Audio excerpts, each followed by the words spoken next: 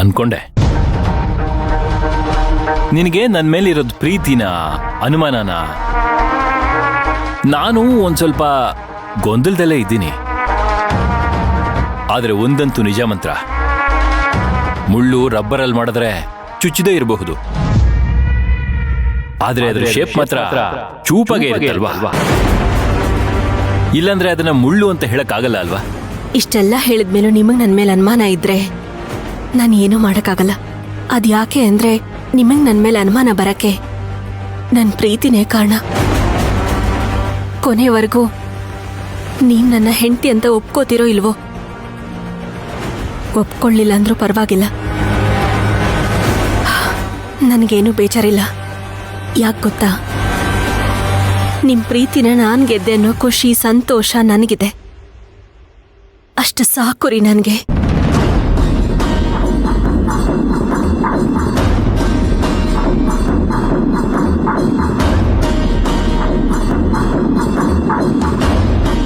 ಇವಳನ್ನ ಹಕ್ಕಿ ಅಂತ ಹಿಡ್ಕೊಳಕ್ ಹೋದ್ರೆ ಕುಕ್ಕು ಬಿಡ್ತಾಳೆ, ಹಗ್ಗ ಅಂತ ತಗೊಳಕ್ ಹೋದ್ರೆ ಹಾವಾಗ್ಬಿಡ್ತಾಳೆ. ಇವಳು ಯಾವ ಥರ, ಇವಳ ಕ್ಯಾರೆಕ್ಟರ್ ಏನು ಅಂತ ನಂಗೆ ಇದುವರೆಗೂ ಅರ್ಥನೇ ಆಗ್ಲಿಲ್ವೇ?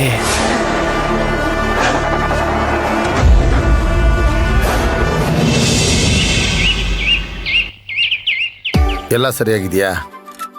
ಹಾ. ಅಚ್ಚುಮಾ, ಅಚ್ಚುಮಾ. ಏನಣ್ಣ? ಕೊಡು. ಏನಣ್ಣ ಇದು?